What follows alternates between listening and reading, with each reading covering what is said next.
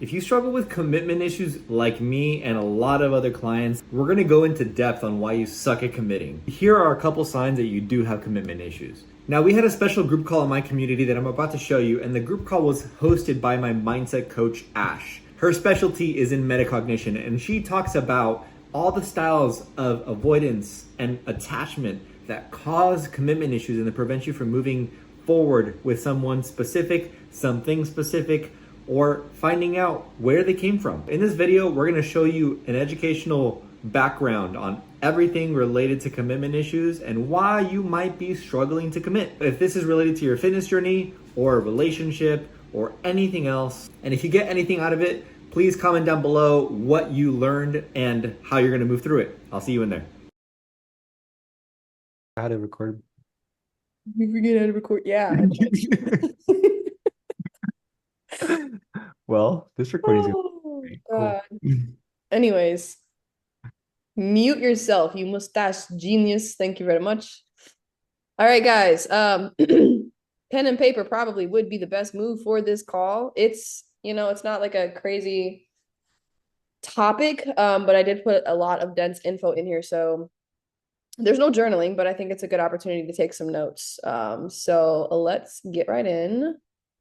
So I don't want to go over time to respect everyone here. All right. So today we are talking about commitment issues. Now, while all of this can easily and does apply to your relationships and romantic partnership, 1000% it does. Today, the main focus of commitment issues is commitment issues to self. This shows up in everyone's life. It just depends on the area. And just to kind of give an overarching, just to kind of make it cohesive for you, you can have commitment issues in one area of your life and then not have them in another. Does that make sense? Like just because you struggle with commitment issues to yourself in some regard does not mean it bleeds into everything. It's just that sometimes it can. So this is going to be very person dependent. Okay, it's going to be very specific to your circumstances. You could have commitment issues all over the board. You could struggle with it in one or two areas. So just take what lands for your situation specifically, because everyone is very, very different. Yes, you like Rudy, you're already on the right page. This is exactly what we're jumping into today. So, why it's hard to commit to yourself. What we're going to dive into today, we are going to explore the psychological barriers. You guys know I love to talk all the things psychology and neuroscience. We are going to dive into that today. But ultimately, the barriers that stop people from fully committing to their own goals, decisions, and personal growth. Okay. So we're going to examine the roots of the commitment issues. We're going to go through attachment theory, one of my favorite things to talk about, identify psychological factors and emotional barriers. And we're going to see how all of these patterns show up in romantic relationships. Again, there is not a specific, letting Branton in, there is not a specific slide on romantic relationships when it comes to commitment. The reason for that is one, time. It would have been a very long presentation because that's a whole different thing right there. But two, when you start paying attention to how this applies to your life, you're going to notice, oh, this is how it shows up in my relationships. So I don't even need to go into it for it to resonate to your dynamics in your life, if that makes sense. Okay. So just notice where it lands and see how it can correlate to your relationships. And then, of course, just like anything else, I don't like to just talk to you guys. I want to make sure that you have tools to start working on this immediately. So the last slide will be tools on how to break that cycle and build stronger self-commitment. So please stay to the last slide, not for my ego, but so that you can get the tools you need to start working on this tomorrow. Okay. So let's jump right in. Number one, understanding commitment issues. So commitment issues typically represent a psychological pattern. I love when someone's like, I don't have any trauma. Yes, the fuck you do. Everyone has it. It's in different capacities and different levels, but everyone has it, right? So it represents a psychological pattern characterized by a persistent fear. Fear runs most of our life. Fear operates most of our decision-making processes, okay? So this persistent fear to fully engage with long-term decisions or goals, all right? There is a big difference. This could also be a whole nother call, but there's a big difference between a choice and a decision, right? You make choices to gain experience so that you can make a long-term decision. So here we're talking about long-term decisions. Does that make sense? What I see a lot on fitness journeys, and even like in this community, all the communities I serve, even my old fitness company I had, is it's very easy for people with commitment issues to make an instant choice, right? I'm going to choose to sign up for this program. I'm going to pay for it. And I'm going to do great for the first 4 to 6 weeks. But that long-term decision to stay committed to your health and wellness journey is where people slip up. So it's not that you struggle with choices, it's that you struggle with decisions. Is that landing? There's a big difference there, okay? So, while commonly associated with romantic relationships, which I've already mentioned, commitment issues often extend beyond partnerships into vital areas of personal development, career, and then lifestyle, of course, our health and wellness decisions, which is why we are here in this program. And to the struggle to commit to one's self, so your goals, your values, your growth, is never just about the outside circumstances, okay? Your external world is a direct reflection of your internal world, okay? We see it all over, right? We see it in the spiritual community, right? Mirrors, the concept of mirrors, as within, without. If we're talking even about quantum physics, you see it even in like, different religions, Christianity, same shit. God said as within, without. It's all over. Okay, so your outside circumstances are always going to mirror your internal struggles, limitations, barriers, whatever you want to call it. Okay, so at its root, self-commitment involves the ability to make and honor agreements with yourself. Okay, this includes following through on personal goals, consistent effort towards those goals, and then standing by difficult decisions, even when motivation fails. Right, guys? So you'll hear me say all the time, motivation is not reliable. Motivation is never a good reason to do something or stay with something. Motivation is fleeting. The only reason we stick with something is because we are committed to ourselves. I've been saying this for months. And then I was like, you know what? That actually would be a good presentation. I should make one on that. So here we are today. Okay. So unlike external commitments, which involve accountability to other people, like I know so many of you, and I'm not just pointing fingers, because I can struggle with this at times as well. So many of us, we don't struggle with our commitment to other people. This is where the people pleasing comes in. This is where the fawning comes in. This is where well, I can't say no because I care about that person. And oh, what if I disappoint that person? So you'll stand 10 toes down for anyone else. But when it comes to self-commitments, you are going to rely entirely on internal accountability, and many people will fail to maintain that. Right? So just notice that. Can you be super committed to someone else? People, family, friends, romantic partnerships. When it comes to staying committed to you and your goals and desires, you fall off. Okay. And again, I'm not pointing a finger because I have done this too. So just notice that. Where does it come up for you? Okay. So how it shows up in many different areas. So first, shows up in personal goals. We as coaches, myself, Mike, all the coaches I know in the industry, we see this a lot with clients. And it's not just fitness, guys. I see this with mindset clients too, because it's an even deeper level of commitment to self. It's that commitment to your personal development. Personal development is not easy, guys. If it was, the world would be at peace because we wouldn't be projecting our insecurities all over the place onto people, right? So how it shows up in personal goals. It manifests as starting, but not completing projects. So you'll start it. You'll be so excited. You'll be so amped up. I'm going to start it. But you never finish it. You get probably like 40, 50% way, 40 to 50% of the way into it. And then you quit. Or worse, this is what I do with books. Don't ask me why. I mean, I know why. I don't want it to end. But I'll get like 80 to 90% through the book. And then I won't touch it for weeks. Right? So setting goals that quickly fade or feeling unable to stick with health and wellness routines despite genuine desire for change. We're never saying you don't want it. We know you want it. That's why you chose to start the fitness journey. That's why you chose to start the personal development journey. We know you want it. That's not the issue, right? It's that you can't be committed to yourself for several reasons. So how it shows up in your career, your work, your school, appears as, and again, there's like so many paths we could take here, but I'm just going to give you a few examples. It can appear as chronic job hopping, okay? Or like as an entrepreneur, I've done this. Oh my God. And when I first started my fitness journey, I did this, sorry, not my fitness, my entrepreneur journey. I did this so many times. I'd be like, okay, I'm going to create this item and I'm going to create this lead magnet. Okay, wait, I don't want to do that anymore. I'm going to do this one instead. Wait, no, I don't like that anymore. I'm going to do this program instead. It happens so much. Okay. So it appears as chronic job hopping, difficulty choosing a career path. Also did that in college. I changed my major like 5 times, literally. Or abandoning professional development opportunities before success is achieved. I see this a lot with entrepreneurs.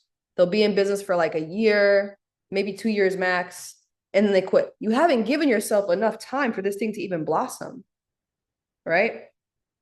And so you fail because you lack commitment to yourself. Next, how it shows up in your relationships and all of your dynamics. Guys, of course, I'm going to say this again, need to reiterate it just for the sake of reiteration. I don't only mean romantic partnerships. This could be in your friendships. This could be in your familial relationships. This could be in your work relationships. It doesn't matter. It doesn't only mean romantic partnership. Okay. So in relationships, this emerges as a pattern of breaking off connections when they deepen, maintaining emotional distance, or feeling trapped by increasing intimacy despite desiring that same connection. I have personally dealt with the very last part. That's okay. As long as you can notice it and heal from it and move past it, it is okay. We don't need to wrap ourselves in shame here. But these are some of the biggest ways we see lack of self-commitment show up in our relationships. Okie doke. And like I said, I think I said this before the presentation started, but scientific studies show us that commitment issues exist on a spectrum. Okay. This means that most individuals will experience situational commitment challenges in areas of their life where self-confidence is lowest or past experiences have been most painful. So again, it doesn't mean that you struggle with commitment issues in all the areas, or it does. It is very, very, very situational. Everyone's different. Okay. So don't, one, limit yourself, or two, shame yourself for thinking it could be all of the things or just one or two. It depends on you. Every person on this call has very, very different commitment issues. Very different. Okay. I can easily show up for fitness. I can do it without breathing. Some of you struggle to do that. Right. So it just depends on the person. So does that all make sense, guys? This is Landon so far. If you guys have thoughts or questions in the meantime, please drop it in the chat and I will get to those as I can. Next, attachment theory, one of my favorite things to talk about. So attachment theory, developed by John Bowley, and actually was developed, was expanded upon by Mary Ainsworth, not developed by her. Provides a framework for understanding how early childhood experiences, all of your early childhood experiences shape exactly why you are today. I don't care if you think you had a good childhood, good for you. Something happened that altered the way you think, okay? That's just how it works. That's how the brain works naturally. So those childhood experiences shape our capacity for commitment throughout our life.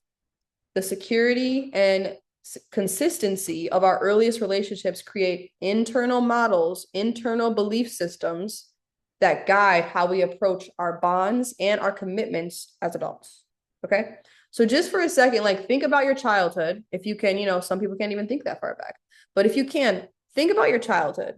Think about how you were cared for, like a caregiver situation. Think about how you were loved, whether that was conditionally or unconditionally. Think about how you were given attention, or maybe you were rejected or avoided. Maybe you were overly loved. Maybe you had no rules or no boundaries. Maybe you were super spoiled, right? Think about what your childhood was like. And as you ponder that, I want you to notice which attachment style you think you are. Okay? And sometimes it depends on the relationship because your attachment styles can change depending on the situation you're in, depending on the trigger, depending on who you are, what version of yourself you are in that moment, right? When I was in my first relationship when I was a child, basically, but 15 years old, I was extremely anxious attachment. My God, it was disgusting. I don't want to claim it, but sometimes in dynamics presently, I can experience more disorganized attachment. I'm very aware of it. And once I catch it, I fix it. But do you see what I mean? Like I'm 33 versus 15 years old. Your attachment styles will always change depending on what phase of your life you're in and also what type of people you surround yourself with. So don't glue yourself to just one attachment style because it can change and it typically will always change. So number one, we have secure attachment style. This is what we should all be aiming for. I actually have a very secure attachment with all of my family, family members, all of my friends. I am very secure. These are very healthy dynamics. I am beyond blessed. I'm not gloating. I'm just very, very blessed to have that. So I guarantee you that, and there's at least one person in your life that you have a secure attachment with. Think about who that is right now in your brain. Who do you have a secure attachment with? Because it's always going to be different for all of us.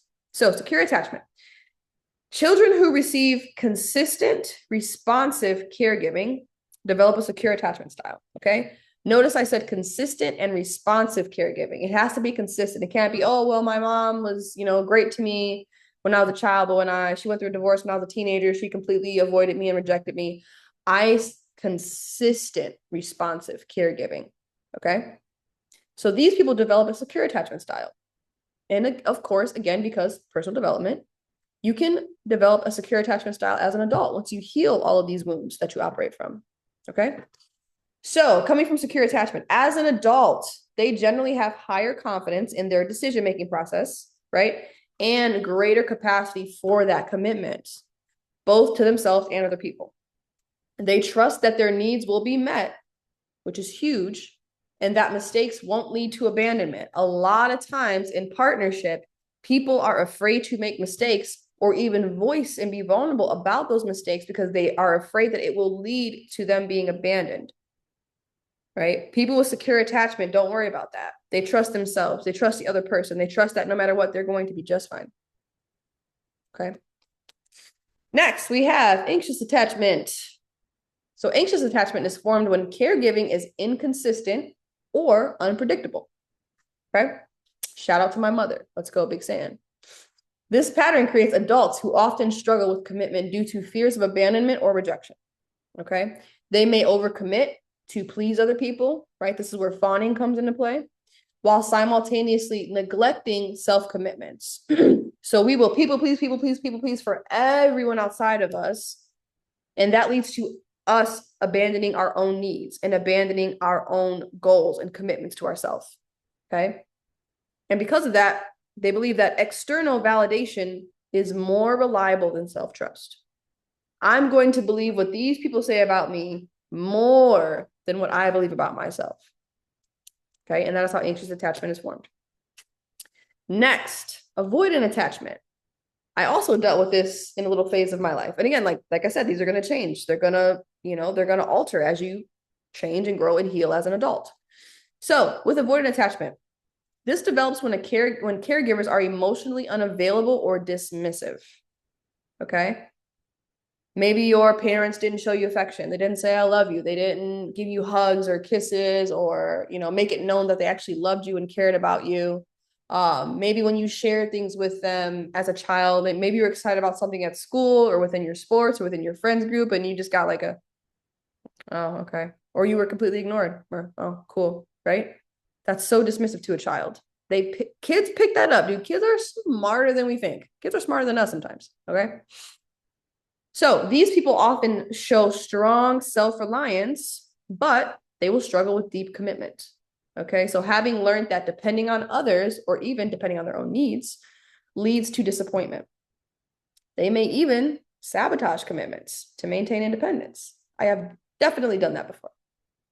And guys, I keep sharing my experiences because I want you to know that this is not me pointing fingers. We all struggle with all of this shit. Even the people that you look at as coaches or experts or specialists or mentors, we have all struggled with these things at some point in time, which is why we can share this knowledge with you so that you can overcome these things in your own life. And then lastly, disorganized attachment. My God, this one, in my opinion, in my experience, this is the most annoying one to deal with because it's you want the connection, but there's this fear that pushes you away. It's so fucking frustrating. So this one comes from traumatic or chaotic caregiving environments when you were a child. Adults with this pattern often have the most significant commitment difficulties, experiencing both intense desire for, I want this, I love this person, I want to be committed to them, oh my God, I'm obsessed with them, and also fear of commitment simultaneously. Jesus, can you just see how conflicted you would be? And this creates very confusing internal conflicts. Disorganized attachment, what you'll see a lot what you'll see talked about frequently with this attachment style is relationship anxiety, because there's a constant battle internally. It's like, I love this person, I'm obsessed with them, but also I'm scared to get hurt, so I'm going to pull away, or maybe this person isn't for me, maybe I can do better. So it's this constant push, pull, push, pull, push, pull, right? Instead of trusting yourself to be committed. So now that I've explained all of that, guys, in the chat, drop it in the chat. What do you think your attachment style is right now? Drop it in the chat. No one's going to judge you. I literally just told you guys I've dealt with all of these at some point. What's your attachment style? Drop it in the chat. Or what do you think it is? Maybe drop a couple. I will not move on until I get some answers. Yeah. Anxious and disorganized. Yep, totally get that. Totally get that. That's very fair. I'm all fucked up again. Jesus Christ. Disorganized. Yeah. Anxious. Yeah. Let me get a couple more before I move on here.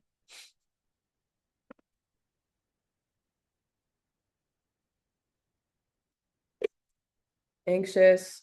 Yeah, a little bit of all of them. Again, it depends on the situation you're in. Depends on the season of your life. Depends on the people you're interacting with. It always will change. There's nothing wrong with that. Does not mean you're crazy. Anxious, avoidant. Yep. Yep. So that's basically disorganized. Yep. Disorganized. Mostly anxious and secure, depending. Yep. 100%. Anxious, avoidant, and just, yeah, that's okay. That's totally okay. It depends. This is great, guys. Like, just acknowledge that. And notice where maybe you are avoidant, and then notice maybe where you are disorganized, and then maybe notice where you are secure. Because the more you notice that, these are opportunities for growth, to have the vulnerable conversations to say, hey, I'm noticing that I have a little bit of like anxious attachment within our dynamic, and it's because of X, Y, and Z from my childhood. I just want to make you aware so that if I start to act a little weird, we can talk through it instead of us doing this, right? Anxious and avoidant. Yep, yep. So that's more so disorganized. Yeah, that's okay, guys. See? Vulnerability is step number 1. Okay. Let's keep moving. Letting Eduardo back in. Okay. Now that we've got that vulnerable piece out the way, some psychological factors behind self-commitment struggles. Definitely anxious and disorganized, but I try really hard to be secure. Yeah, of course, Izzy. Like, we're always going to try our best to be secure. You know what I mean? It's just, again, it's noticing it, acknowledging it, accepting it with love and grace, because it makes sense as to why we operate that way. And then just voicing it so that you can move past it and heal. And, you know, especially if we have really committed people in our lives that love us no matter what, love us unconditionally, they will work with us through those things. Okay. And if they don't work with you, that person was not meant to be in your life anyways. So never be scared to talk about your attachment style, even if it feels scary. Okay. All right. So let's keep moving on, because we obviously all could talk about that for quite some time. Again, psychological factors behind self-commitment struggles. So, number 1, beyond attachment patterns themselves, several core physiological factors, okay, contribute to difficulties in maintaining commitments to oneself. These factors often operate below, conscious awareness. So a lot of times you won't even be aware that it's happening. It's all subconscious. Like, you are on autopilot when these factors are at play. And this is why I want to make, like, one of the most common sayings you'll hear in the healing community is, make the unconscious conscious or you will be stuck forever, which is very true. Okay. So you won't always be aware of these things, but they're constantly operating in your subconscious brain and back of your mind on autopilot. Guys, you know how sometimes, like, maybe you're driving home, or you're driving to like a very frequent destination, and you look up 15 minutes later and you're like, damn, like, how did I get here? I don't even remember driving here. That is the same thing that happens with these belief systems in the back of your brain. They're operating on autopilot and you don't even know that. So the more we become aware of them, the more we can start working through them. Okay. So while they are unconscious, it's subtly undermining the determination and the follow through despite your good intentions. Again, we know you have good intentions. That's why you're in a community like this. We're not saying that you don't care or you're lazy. No, you want this. That's not the problem. The commitment and the follow through is the issue. Okay. So factor number 1 is low self-esteem. This is obviously a very common one. It's a very frequent one. I unfortunately hear this a lot. I struggle with this as well sometimes, being fully vulnerable. Okay. We all deal with this in some capacity. So When people maintain core doubts about their worth, abilities, I put worth in there twice. I'm so smart. Commitment to personal goals become very difficult. And it just makes sense because if you have low self-esteem, right? And you have these big doubts that are constantly making you feel like you are not worthy or you are not good enough. Of course, you can't be committed to a goal. Of course, you can't be committed to yourself because you don't think, hence the next line, that you deserve it, right? So low self-esteem issues manifest as thoughts like, who am I to think I could do this? I'm nobody. I'm not good enough. Or I don't deserve this success. This one is actually so fucking common, but most people don't even realize that it's operating in the back of their subconscious brain. Because if you thought if you believed, if you knew, because there's a big difference between believing and knowing. If you knew you deserved the success, I guarantee you would already have it. I guarantee. So there's something operating on a loop in the back of your brain that's saying, you don't deserve that. And that is exactly why you don't have it yet. Okay? Your internal reflects your external and vice versa. So research shows that low self-esteem directly correlates to low persistence towards goals and tasks because of that belief system. I don't believe I deserve this. Who do I think I am? Right? And it's all coming from past experiences. Number 2, our favorite thing to talk about, perfectionism. So the never-ending pursuit of flawlessness, as if it were possible, creates a mental barrier to commitment.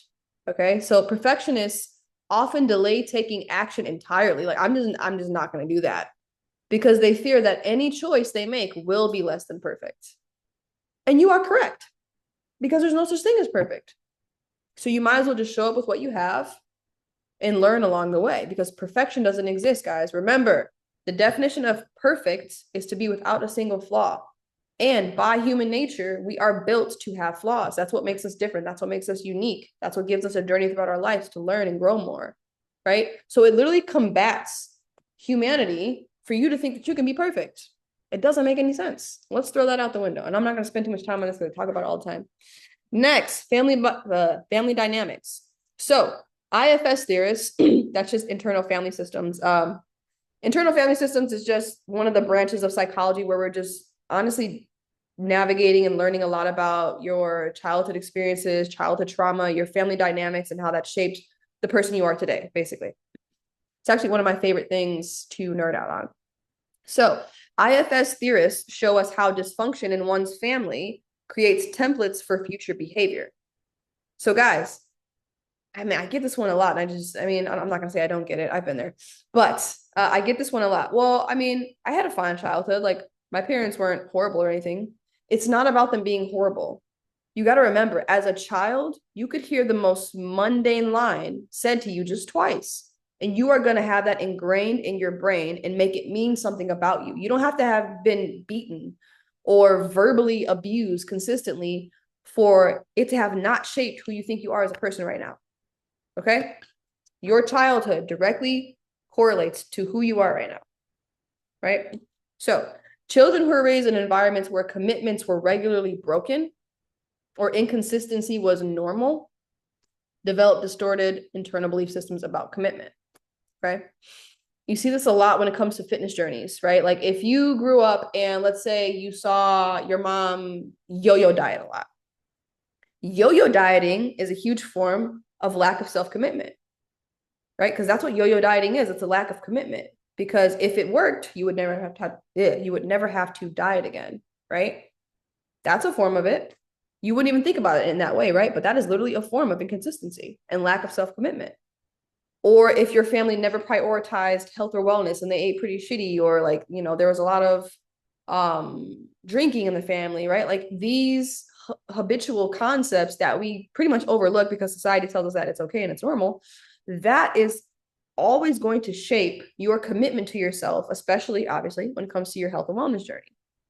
Right? So it's not just that you're a lazy piece of shit or that you can't do it or that I'm never going to be there. It has nothing to do with that. It's what did you witness when you were younger? And maybe it wasn't directly your family. Maybe it was close friends. Maybe it was extended family. Maybe it was classmates. Maybe it was, people on a sports team. Dude, I know so many clients and just people in general that were athletes in their youth, and being a young athlete fuck their brain up when it comes to health and wellness, because it can become a very toxic environment very quickly. Okay. So just notice where yours probably came from. And it likely came from multiple places.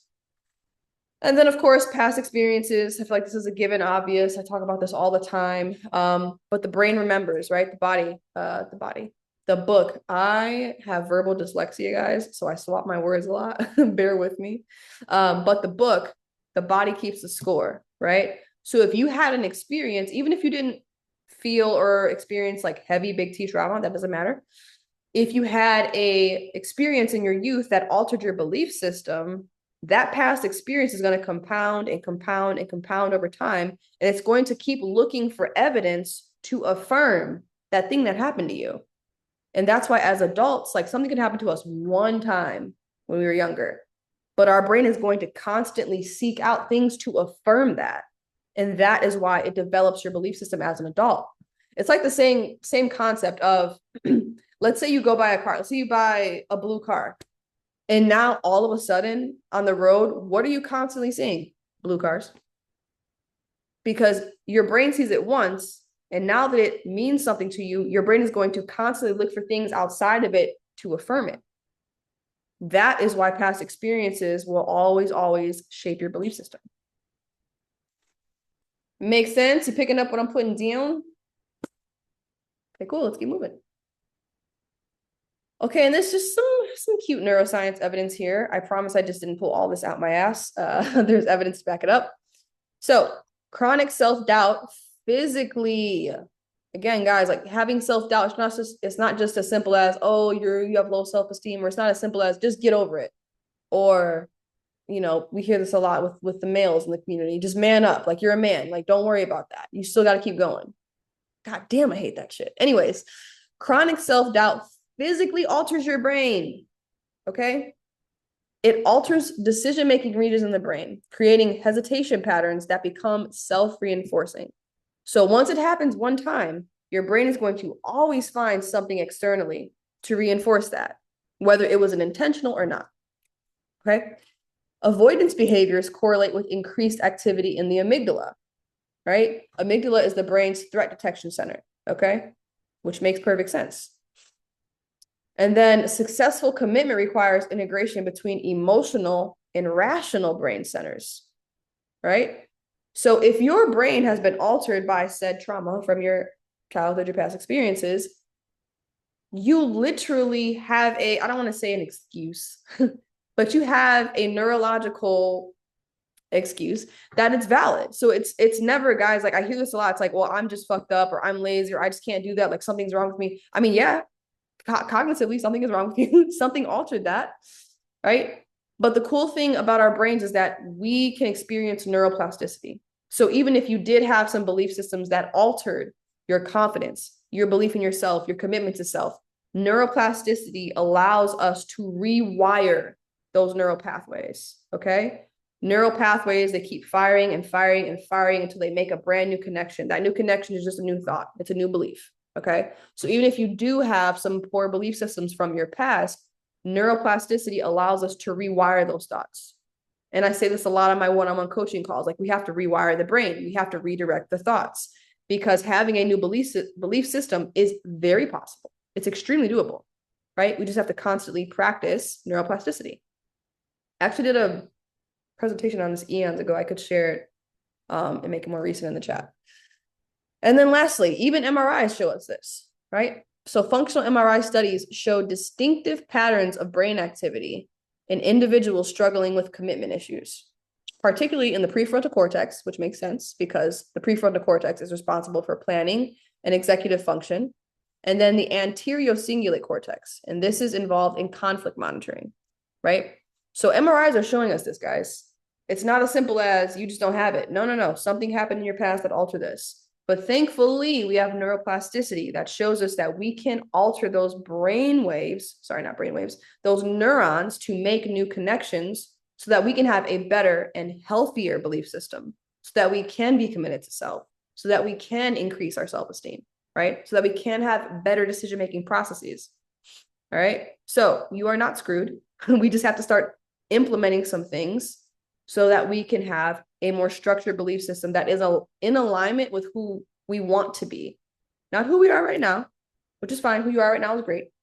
But in alignment with your highest self, the version of you that you want to be, the person that you dream about, that you die to be, you most certainly can have that. We just have to practice this. Okay. And then lastly, oh, we are making excellent time, Ash. Good job. So next steps to self-commitment, because again, I want you to have something tangible to leave this call. Here are some things I would recommend if you are wanting to rewire that belief system, you want to work on being better committed to yourself. This is what I would recommend. Number one, CBT, cognitive behavioral therapy. You can find a bomb ass mindset coach or even Coach Mike that will help you through this. You don't have to find a therapist that's not going to take your insurance and charge you up the ass. Use your resources right here. Now, if you want to branch out and go find a really great therapist, I encourage you to do that. I did therapy for years. I think it's amazing. It's a great start. I'm just saying that there's multiple places that you can get these practices done, okay? Or schema practices. Schema practices, this is actually something that I hone in on a lot. It's essentially identifying why you have the belief system you do now, correlating it to your past childhood experiences, working through those childhood experiences, and then creating an entire new belief system for you. This is one of my favorite things to do with clients, okay? So when we're using these tools, it's going to help identify the self-defeating thought patterns that we don't want anymore, that are keeping us stuck in the present version, that are keeping us addicted to pain. That's a whole nother conversation. I might do that call actually next time. But keeping us addicted to pain, because that's all we know. That's the most familiar thing for us, right? Especially when we've had a more traumatic childhood. Pain is more familiar than joy. Pain is easier than joy, for being honest, okay? So again, I digress. Identifying the self-defeating thought patterns and ultimately changing them for the better, right? There is a right and wrong way to do this, guys. So make sure you know where you are getting your information from when it comes to this. Next, attachment-based practices, like we were just talking about, to develop more secure internal beliefs. Secure, secure, secure. That is what the goal always is, okay? That will benefit our relationship to self and to others. What this looks like. I think step number one right here with attachment-based practices is go to your most important relationships in your life, whether that's romantic or family or friends. Go to your most important relationships in your life and become very vulnerable and honest about your attachment style in that dynamic and all of the others. And again, if these people are meant to be in your life and they love you fully to your core, not conditionally, they are going to actually help you heal.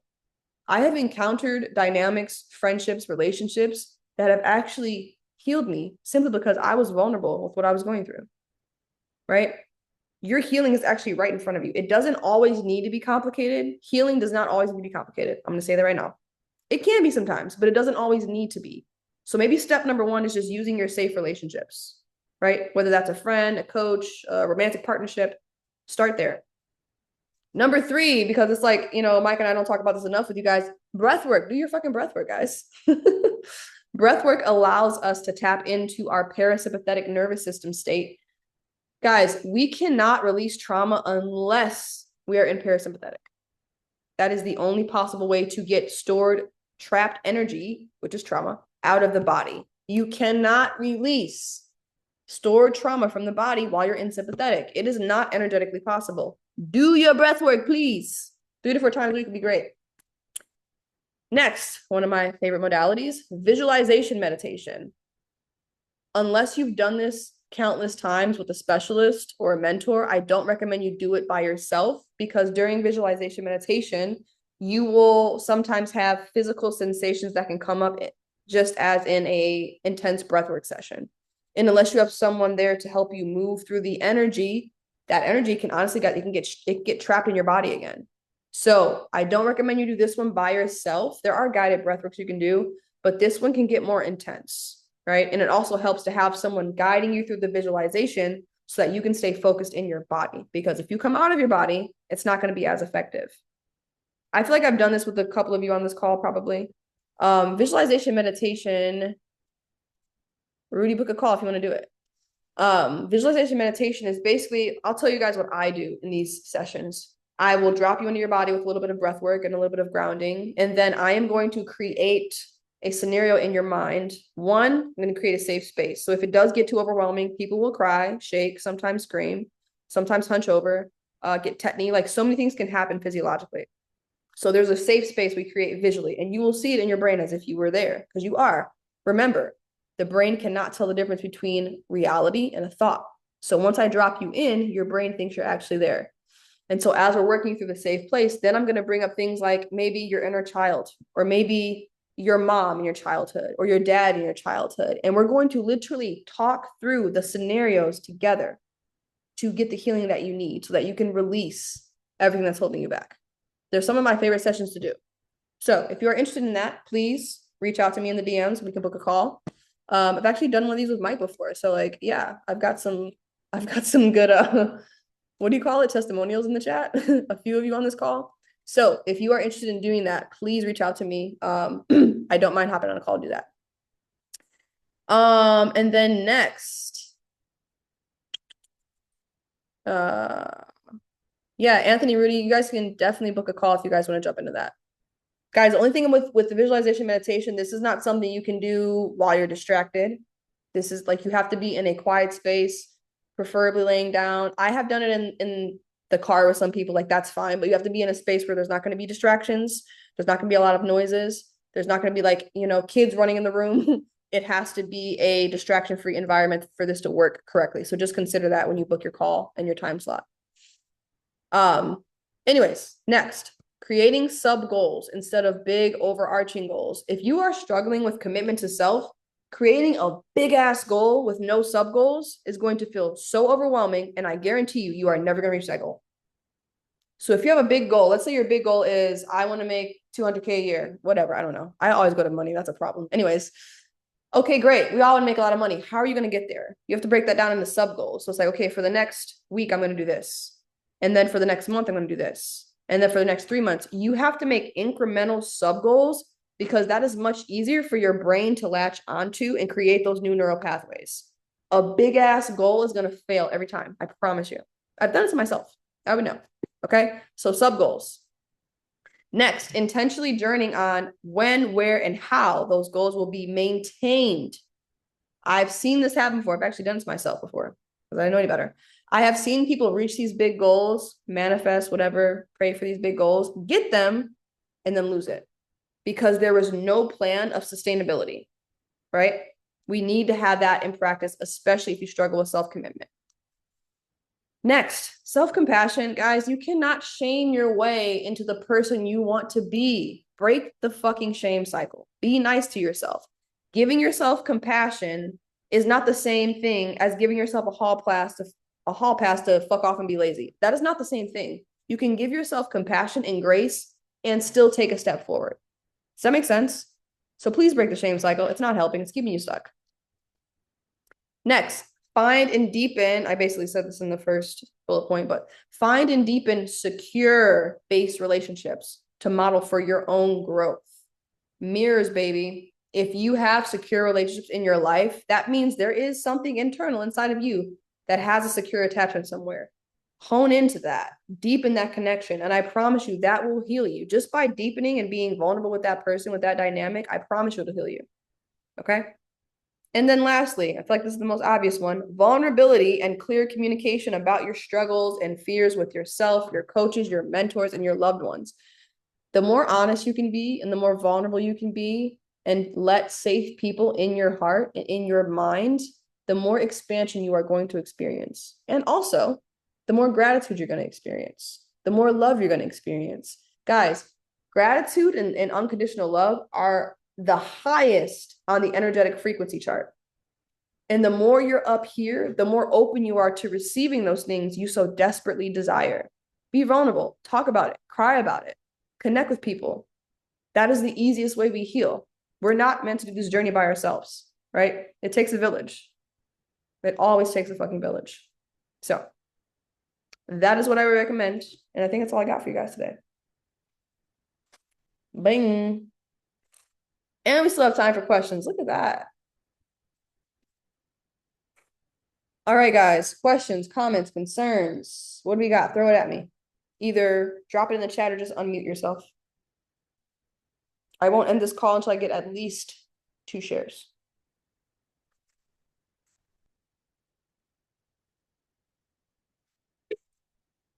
Yes, Branton, my triceps are always popping, baby.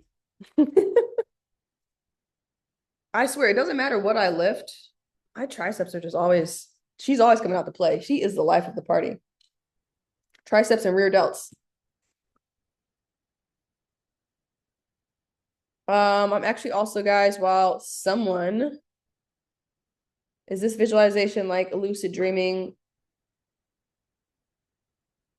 That's actually a good comparison.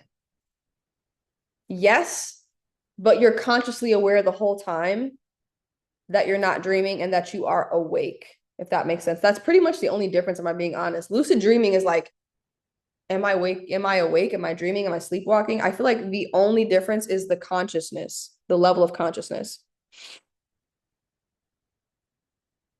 Yeah, I'm glad, Jeff. Yeah, like go on, think about it, meditate on it, journal on it.